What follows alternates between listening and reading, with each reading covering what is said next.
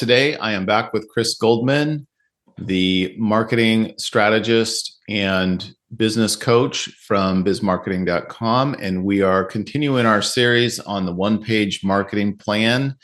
Today, we're talking about increasing customer lifetime value. So this is part of the after section of one-page marketing plan. So as a reminder, we have the before, where before they even know who you are, your potential customer, during, when they know who you are, but they haven't purchased, and then after, which is after they purchase you. So the last conversation we had with respect to the one-page marketing plan was delivering world-class experience for your customers.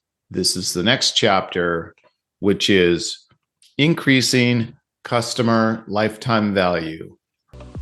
If you're like me, you're intrigued by stories of common people who have achieved uncommon success in business and life. Join me as I interview fascinating people about how they got started, their successes and failures, their habits and routines, and what inspires them. Chris, what do you think of that? First of all, it's good to be back and to visit about these important things for businesses. And part of this is all leading to this idea of building a fan base, not just customer base, but people who go around talking about your business, your service, your team, because they've had that world-class experience and there's this constant lifetime value you're giving them. So basically what I want to do, Pete, is I want to just go through and ask you some questions as a provider, but also as a business owner, and what we've learned going through this together, and also hearing from Alan and his great teachings through the one-page marketing plan. So as we get to this, the first part that we want to start with is this question about where do you start with it, and why on earth would I, as a business owner, actually go to the people who are already my customers? You bet. Alan in the book talks about a widely quoted statistic. I'm reading verbatim from the book here. He said a widely quoted statistic is that a person is 21 times more likely to buy from a business they've bought from in the past compared to with one they've never purchased from. So we've already had an experience with a business. We've already sort of broken the ice with that business, so to speak. So we are more likely to purchase from that one that we already know versus one we don't know. Now, there's also an interesting Harvard Business Review quote that I found online as well that said, acquiring a new customer, so this is somebody that's never purchased from you, can be 5 to 25 times more expensive than retaining an existing customer. Now, the book, the one-page marketing plan, we're dealing with prospects, right? We're dealing with people who are not customers of yours, rightly. That's, as Alan points out, that's, bread and butter to building a business. But building a scalable business is a lot about, yes, getting new customers, but also continuing to serve your existing customer base and provide even more value to them. And in return, you're going to earn much more profit from those customers. Yeah, as a matter of fact, one of the things he talks about is that one of the most overlooked ways that we just don't think about sometimes is raising our rates, because we're also increasing our value. So as a business owner, Pete, let me ask you a question. How often, let's say over the course of 5 years, how often do you want to see your services improve for your customers? Do you think maybe twice in 5 years we want to get a little bit better? Or where's your mentality? Yeah, we're constantly improving the services. Yep. We're constantly looking for small ways, small improvements that add up to a big difference for our customers. Yeah, and the reason I asked that question is every client we have talked to, they voluntarily, it's just part of the lifeblood of a business owner. We got certified in this new certification. We've got this new product. We've upscaled our line that we're covering. We've gone with a improved performance, if you will. And all of that costs both time and money. Mm-hmm. And people understand that. As a matter of fact, if you're not doing that, you're probably going to get scrutinized by other business owners that are thinking, are they never improving? Right. So this is one of the ways we do it, but also it comes through as we're looking at some of these suggestions, improving the product and the service quality. Why is it important that the product and service quality go up at the same time? The service really is the experience that the customer has with you. And, we always want to be making that as friction-free as possible and as enjoyable of an experience as we possibly can. What's funny is some of our customers that we serve with our marketing services prefer that we don't have a lot of interaction with them. We want to have monthly meetings with them. And a lot of times I'll get feedback from my clients that say, listen, you guys do what you do. We'll do what we do. We don't need to talk about it a lot. You guys are doing your thing. We're doing our thing. Let's just keep it the way it is. So when we say improve service, sometimes this is listening to our customers and understanding how do they want to interact with us. And we're always looking for that in addition to the actual product that's being delivered. Now, one of the things that I do want to emphasize, which is going back a little bit, which is raising prices, which is a way to increase customer lifetime value. As Alan Dibb points out, it's not often that we talk about that, but if you don't raise your prices over time, you're effectively going backwards, especially these days with inflation. And I'm not saying you should just gouge people because you could just say, oh, we have inflation, we have to raise our prices. But if you're not keeping a fair profit margin in your business, it becomes harder and harder for businesses to deliver outstanding service. So you want to work with a business that is making money. We're all in business to make money. I would rather pay somebody who is actually a professional than somebody who is doing something as a hobby, for example, right? So professionals need to get paid. Therefore, you need to be thinking about raising your prices. Right. Now, another part of this pricing that I want to ask you about is upselling, because Alan Dibb talks about upselling quite a bit. And the value of doing it, bundling add-ons is the language he uses. So how is upselling a positive thing, Pete? What you're doing is you're delivering additional value to the customer. And a lot of times when we start with a business, we've found in the past that they maybe were a little hesitant, wanted to dip their toe in the water for marketing services. Now, generally, I don't advocate just dip your toe in the water. I mean, you're all in or you're not. But what we found is some businesses just wanted to start with one of our small services, or they wanted to start with one of our smaller packages. But over time, their needs were met, and they found that they have increasing needs in the marketing. So they're going to want additional services. So in that case, we do upsell them. For example, a lot of times we'll start with a client that has a website that's not so good. Right off the bat, I'm going to recommend fixing that. In some cases, a client just said, look, I just don't have the money on hand to do that now. Let's revisit this in 6 months.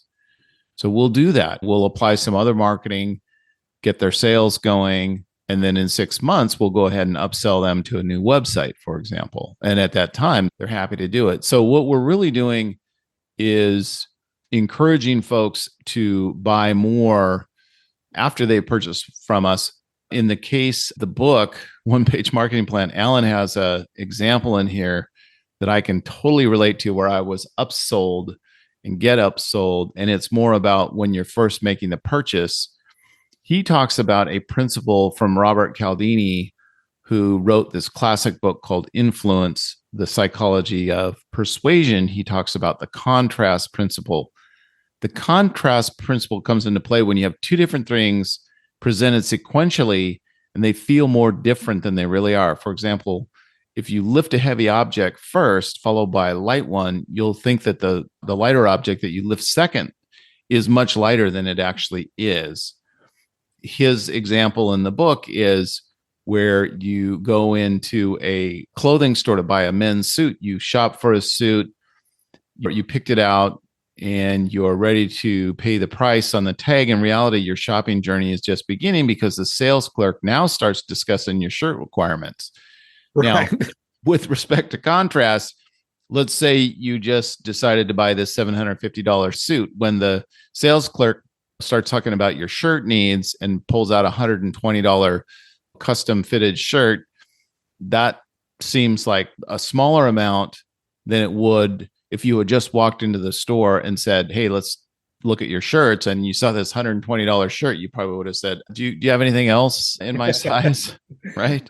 And then continuing on the suit journey, once you get that shirt, you're going to need socks, you're going to need a belt, you're going to need a tie. And next thing you know, you've doubled or tripled the amount of money you intended to spend when you just walked in there for a suit. So that's upselling, not necessarily always a positive outcome, although you're going to look great. So that is another example of upselling, where people just say, hey, let's think about all your needs. Really legitimately, upselling, if it's done legitimately, is thinking about the customer's needs that they probably didn't think about anyway. You know? Okay, so I want to cut in here and emphasize what you just said. What makes this work is the authenticity that you're looking out for the best for your client and your customer. Right. I mean, 100%. It's not just about making more money. And I'm going to use your suit example that Alan brings up. I recently was shopping for a suit for my son's wedding. Mm-hmm. And I'd gone in, I'd bought cheap suits year after year after year and hated them. And I went in and they gave me an education about what's actually in the fabric that makes me not want to wear a suit. Mm-hmm. And they said, literally for $200 more than what you've been spending, you can have a suit that you look great in and feel great in. So we tried that on, and boy, could I feel a difference immediately. And we were thinking of the penny pinching. It's like, okay, so I've got a shirt that I can work with this. And they stopped me and they said, okay, hold on just a moment. You're about to go to your son's wedding. It's a once in a lifetime experience. Mm-hmm. And you've got this suit, and we want to just do everything we can to have you walk out of here feeling great about everything. So we went through and we looked at everything. And here was the key for me. I ended up buying the suit. I ended up buying 2 ties and a custom shirt that fit. The salesman literally did this, said, these shoes are the kind of shoes that you need, and we will sell this pair to you right here. But I can tell you that down the hall in the mall, mm-hmm. there's a shoe sales going on right now, and you can get almost identical for half price. And I would encourage you to take advantage of that because you're already kind of at your price point. Mm-hmm. Mm-hmm. That kind of authenticity and reality with your customer. You want to know where I'm buying my next suit? I'm going back to that salesperson, and I'm going to be one of those percentages that will go back to the same person over and over rather than looking for just a quick, cheap saving. Mm. All right. The next term that Alan Dibb uses is the process of upgrading existing customers from their current product or service to a more expensive offering. Mm-hmm. They're ascending into your products. And we have to remember that our customers, our business customers and our everyday customers, they aspire for greatness. They want to be great at what they do, great at what they sell, and they want to begin moving up. So, Pete, how is it that you look at your current clients, or business owners should look at their current clients and decide it's time now to propose that we move them up? What are some of the triggers you're looking for to say, let's move up? Well, I mean, it really depends on obviously what product you're selling. But I did hear an interesting perspective on this today with respect to ascension. And in Alan Dibb's book, he talks about having different prices. He talks about ultra high ticket items and having standard products and premium products. And he said, at a minimum, you need to have a standard and a premium product. Now, So what I've done in the past is I've maybe configured my products using my own wallet, meaning I wouldn't necessarily shop for the ultra premium product, but we have clients out there that want that, and we haven't offered it in the past, right? Mhm. He's saying you must offer the ultra service level or the product level. And I heard today on a podcast called Nudge, where they talked about a pricing phenomenon where, and it's very well documented, if you have two packages and you have a starter package and a medium package or a more high price, but you have two packages. If you offer those two to the marketplace, you're going to get a split 50-50, more or less. Right. Okay. If you offer three packages, you have your starter, your medium package, and an ultra premium package. Yep. You're not going to sell many of the ultra premium packages, but you're going to sell a whole lot more of that middle one. And the starter package, it's almost neglected as well.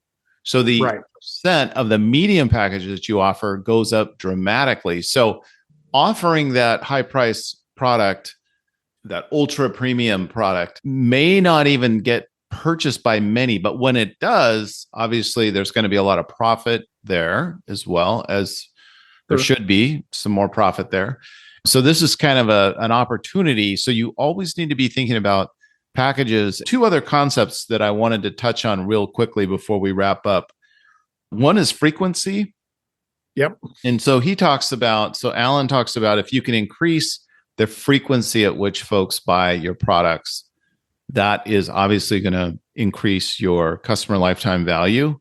And that one could have anything to do with car washes, massage, getting your teeth cleaned. For example, I was on a 6-month program, and then my hygienist convinced me to go to 4 months on the teeth cleaning. So that is one way that really can increase your customer lifetime value. And the last one that he talks about is reactivation. And what he's talking about there is you are sitting on a gold mine if you're a business owner and you have a list of your past customers.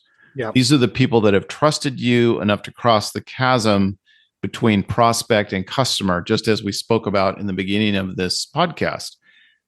They know who you are. They've purchased from you in the past. Not necessarily everybody's going to purchase from you again, but their situation may have changed. For example, we have one client who deals with home services. Mm-hmm. We're sending out some information about, hey, you may have recently moved. Get an inspection for this particular service on your new home. Yeah. Right. So it's a way to reactivate customers who may have needed your services recently or a long time ago. Nothing wrong with reaching out to them and reminding them of the services that you provided and the opportunity for you to serve their current needs as well. I want to give you a real life example that I ran into recently with our home, with some home services. Yeah. Alan Dibb says in that reactivation, one of the keys is to make a strong offer to get them to buy again. Okay. What that means is almost a deal too good to pass up. And we recently reached out to a vendor that used to do some things for our home and said, hey, we were thinking about re-engaging your services again. And they literally said, you're on our list to call and say, hey, would you be interested in this? I said, sure. They came back with an offer. And here's what was interesting. Their offer was the opposite of what Alan Dibb suggests. They came back and said, hey, we can get this going. We have a special for you that the first services that we would come in and provide would only be 3 times of your normal monthly costs. So the normal monthly costs were $200 to re-engage. It'll only be $600 to get going. And then after that, it'll be $200. Now, 3 or 4 years ago, when we were using their services, it was only $150 a month. So I quickly did the math and said, so to get this started again, I'm looking at 4 months cost up front. Mm-hmm. So the offer was strong on the fact of they were going to do extensive services, but it was so strong on the financial end Mm-hmm. that I was like, ooh, I can't do that. Mm. Whereas had they come in and said, hey, we have an offer at your previous rates, we're going to get this going again. And then, yeah, we're like everybody else, rates have had to go up. Then it's going to go up incrementally about 20%. I probably would have said, you know what, let's get that going. So when you make that reactivation offer, listen to Alan did advice, make a strong offer that gets them to buy again, because everybody knows your money's going to be made on the monthly subscription. Alan's done a great job with this in having this lifetime customer value. It's what every business wants to do. I know it's what Pete's wanting to do with biz marketing. And we're hoping you guys just have great experiences in getting your current customer base towards a fan base that's excited to give you lifetime business because you're giving them lifetime value. Excellent.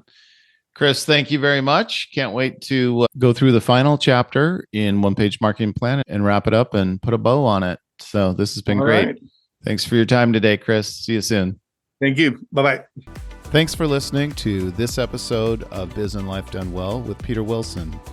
You can subscribe to us on iTunes, Google Podcasts, Spotify, and most of the other popular podcast platforms. Please tell your friends about us and leave us a review so even more people will find out about us. Thanks again. We'll see you soon.